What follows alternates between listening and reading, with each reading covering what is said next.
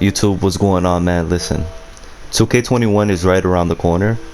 There's a lot of people who do not know what build they're going to make. If you are a big man and you like to play rec, pro-am, you can even bring this build to threes because it's great all around, honestly. Then this is going to be the build for you to make.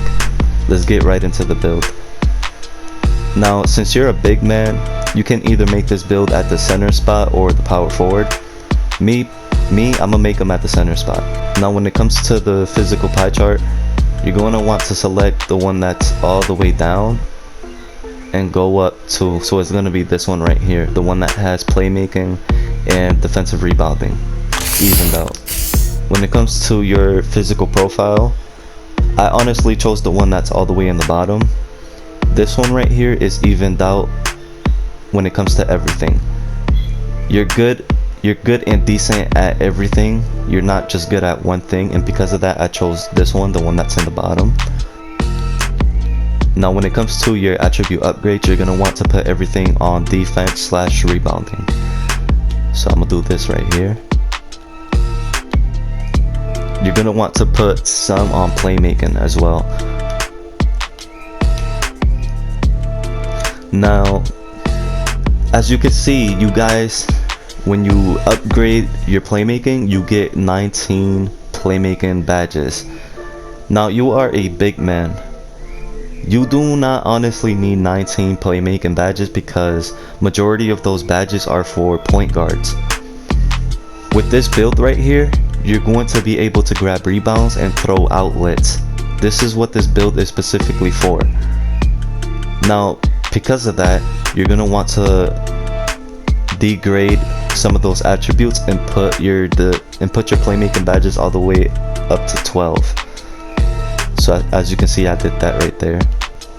Now when it comes to this one right here, you can either put the rest on finishing or on shooting. I put all of the remaining attributes that I had left on shooting.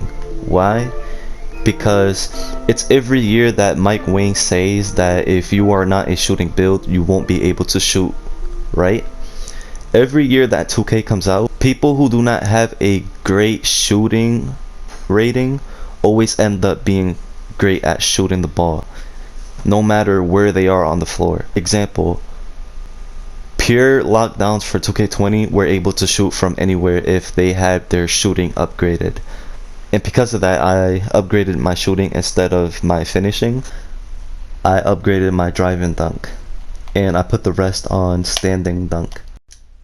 You can also take down some of your defense, rebounding, and shooting attributes, but not to the point where you'll lose a badge, and put the rest on some of your finishing badges just like that.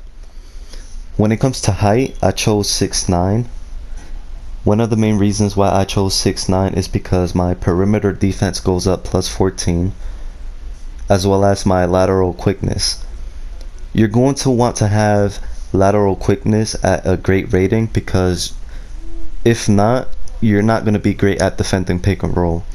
Lateral quickness helps you move side to side, and having that plus 14, your lateral quickness being at 68, that's great right there. You can also make this build 6'10", but I honestly chose 6'9". So when it comes to your weight, you're going to want to have it the same. Now, as you guys can see, your interior defense is not as great, being a 75, but you make up for it when you max out your wingspan, because you have a 89 block. If you time your block, especially what you have in 23 defensive badges at Hall of Fame, you're going to be great at defending the paint. When it comes to you choosing your takeover, I honestly went with glass cleaner. One of the main reasons why I choose this badge is because when this badge is activated, you can't get out rebound, and if you don't have box out, you can literally push people out of the way to grab the rebound. This takeover has been overpowered since the past years. I've been using this takeover since 2K19, and it's worked well for me ever since, and because of that I continue to use this takeover. So when it comes to your playmaking badges, we have 12. With those 12 badges, you're going to want to put Dimer, Break Starter, as well as Needle Threader on Hall of Fame. We could have 16 playmaking badges for us to add floor general on Hall of Fame, but I feel like that is not our responsibility to have that badge on. The responsibility is the point guard to have floor general on in order for him to make everyone on the floor better. Keep in mind that not everybody likes their teammates to have dimer because it fastens their jump shot. So if that's the case, you can also remove dimer and put it on floor general because you can switch your badges around too. Now when it comes to your defense slash rebounding badges, you're going to want to have box, rebounding chaser, rim protector, brick wall intimidator, chase down artist, and clamps. These badges right here are perfect for when you play rec, pro-am, even park, and if you don't like it, you can even switch it up a bit depending on what you play. So like, let's say you are playing the shooting guard position in park, you can change brick wall and put clamps into Hall of Fame.